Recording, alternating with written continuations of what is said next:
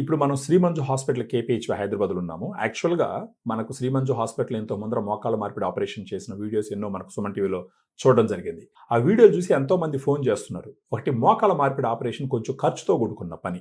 ఇన్సూరెన్స్లు ఉన్నాయనుకోండి, బట్ ఏంటంటే చాలా మందికి ఏ ఇన్సూరెన్స్ కవర్ అవుతుంది అంటే గవర్నమెంట్వి, ప్రైవేట్వి, తర్వాత ప్రభుత్వం తరపున ఏమైనా వచ్చేటివి, వీటిలో ఏదన్నా కొంచెం డబ్బులు తగ్గే అవకాశం ఉందా అనేసి ఎంతో మందికి డౌట్లునే ఎంతో మంది అడుగుతూ ఉన్నారు. ఇప్పుడు దీనికి సంబంధించి క్లారిటీ ఇవ్వడానికి మనతో పాటు డాక్టర్ ప్రశాంత్ బిఆర్కే గారు ఉన్నారు శ్రీమంజు హాస్పిటల్లో. సార్ని అడుగుదాము.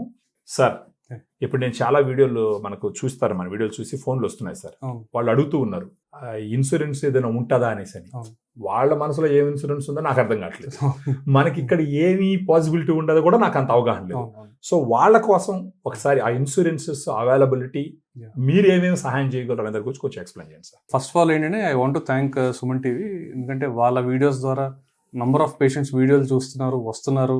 అయితే ఫస్ట్ ఏంటంటే ఇన్సూరెన్స్, కార్పొరేట్ ఇన్సూరెన్స్ అయినా అవ్వచ్చు, ఇండివిజువల్ పాలసీ అయినా అవ్వచ్చు. మీ మోకాలు అరిగిని, మీ పిల్లలు ఏదైనా జాబ్ చేస్తున్నారు, సాఫ్ట్వేర్ కంపెనీలో దీంట్లో జాబ్ చేస్తున్నారు, వాళ్ళకి ఇన్సూరెన్స్ ఉండి ఎలాగో వాళ్ళకి మీ పేరు యాడ్ చేస్తుంటారు కాబట్టి ఆ ఇన్సూరెన్సెస్లో మీకు కవర్ అయిపోతుందండి. అయితే కొన్ని ఇన్స్టెన్సెస్లో మాత్రం ఒక 10% కో పేమెంట్ అలా ఉండే ఛాన్సెస్ ఉంటాయి. అంటే మీకు ఇన్సూరెన్స్ సపోజ్ 2 lakhs అయిందనుకోండి సర్జరీకి, 1.8 lakhs అనేది ఇన్సూరెన్స్ తరఫు నుంచి వస్తే మనం 20,000 పే చేసుకునే పరిస్థితి ఉంటుంది. కొన్నిసార్లు అంటే మొత్తం 100% క్యాష్లెస్ కూడా కవర్ అవుతుంది.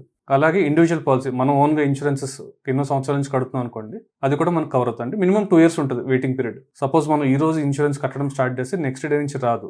ఇవన్నీ ఎలెక్టివ్ సర్జరీస్ కింద వస్తాయి. అంటే ఈ లిగమెంట్ రిపేర్స్ కానీ, నీ రీప్లేస్మెంట్స్ కానీ, they are considered as elective surgeries. They are not emergency or life threatening surgeries. So minimum 2 years కడితే కానీ పాలసీ ఎలిజిబిలిటీ రాదు. కొన్ని పాత వాటిలో అయితే మినిమం 3 years కట్టేవి కూడా ఉంటాయి. సో ఎవరైతే 2-3 years నుంచి రెగ్యులర్గా ఇన్సూరెన్స్ కడుతున్నారో వాళ్ళు కూడా అగైన్ మళ్ళీ ఫ్రీగా కవర్ అవుతుంది.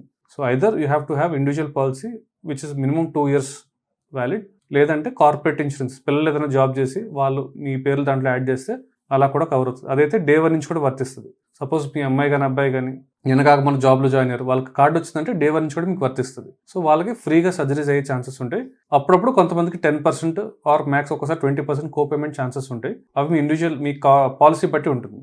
రెండోది, ఆరోగ్యశ్రీలో వీటిలో ఈ ఆపరేషన్స్ అనేవి కవర్ అవ్వవు. సో చాలా మంది ఫోన్ చేసి చాలాసేపు మాట్లాడి డౌట్స్ అని అడిగిన తర్వాత లాస్ట్లో ఆరోగ్యశ్రీ కార్డు వస్తుందని అడుగుతున్నారు. వాళ్ళకి నో చెప్పాలంటే కొంచెం బాధ ఉంటుంది కానీ, but I just want to cover through this video that ఆరోగ్యశ్రీలో ఇవన్నీ కవర్ అవ్వండి. ఎందుకంటే గవర్నమెంట్ స్కీమ్స్లో వీటిని ఇంక్లూడ్ చేయలేదు. మీకు ఆరోగ్యశ్రీ అంటే ఫ్రాక్చర్స్ ఇలాంటివి అవుతాయి కానీ ఈ నీ రిప్లేస్మెంట్స్ కానీ, హిప్ రిప్లేస్మెంట్స్ కానీ they are not covered in Aarogyasri, either Andhra or Telangana. మూడోది ఏంటంటే, ఒకవేళ మనకి సరే ఆరోగ్యశ్రీ కార్డు ఉంది, మనం పెట్టుకోలేని పరిస్థితి ఉందంటే కనుక ఎల్ఓసి ఫండ్స్ అని ఉంటాయి. ఎమ్మెల్యేకి కొన్ని ఫండ్స్ ఉంటాయి. Okay sir. సో దాని ద్వారా ఏంటి మనం వచ్చి ఆపరేషన్ చేయించుకోండి. ఆంధ్ర, నాట్ తెలంగాణ. ఓకే. ఆంధ్రాలో అయితే మనకు ఆ ఫెసిలిటీ ఉందో, టైఅప్ ఉంది.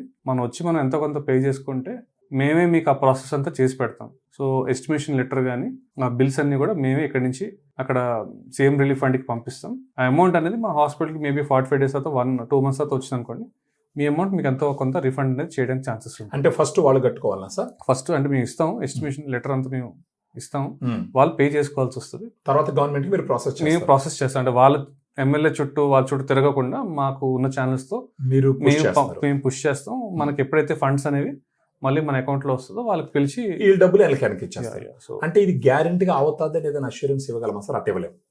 అంటే ప్రయత్నం చేస్తారు. మా కాంటాక్ట్స్ అంటే నా ఫ్రెండ్స్ కానీ వీళ్ళ దాంట్లో డిపార్ట్మెంట్లో వర్క్ చేస్తూ ఉన్నారు. సో వాళ్ళు నాకు చెప్పింది రెగ్యులర్గా మనం చేస్తాం, చాలా మందికి చేసాం ఆల్రెడీ. ఓకే. సో నార్మల్గా అండి పేషెంట్స్ ఎమ్మెల్యే దగ్గరికి వెళ్ళి లెటర్ తెచ్చుకొని చేయించుకునే వాళ్ళు చేసుకుంటే చేసుకోవచ్చు. లేదు సార్ మేము అన్నీ తిరగలేము, మీరే చేసి పెట్టండి, మనం చేసి పెడతాం. ఒక అవకాశం అయితే ఉంది. వాళ్ళు ఫస్ట్ కాకపోతే వాళ్ళు మనీ పే చేసి మనం చేస్తే మనం ఈ ప్రాసెస్ అంతా చేస్తాం. అరౌండ్ 45 days to 60 days లో ఒక 2 నెలల పాటు వస్తుంది, ఎంతో కొంత వస్తుంది. వచ్చిన అమౌంట్ ని వాళ్ళకి మనం తిరిగి ఇవ్వచ్చు. సో గవర్నమెంట్ ఇన్సూరెన్స్ లేదన్నా కవర్ అవుతుంది సార్. సో నెక్స్ట్ ఏంటంటే EHS, EHS, CGHS. So EHS, CGHS ఈ హాస్పిటల్లో అయితే మనకి ఎంపానల్మెంట్ లేదు. Okay sir. సో అవేంటి మీకు మరీ 200 bedded 500 bed హాస్పిటల్స్లో మాత్రమే టైఅప్ అనేది ఉంటుంది.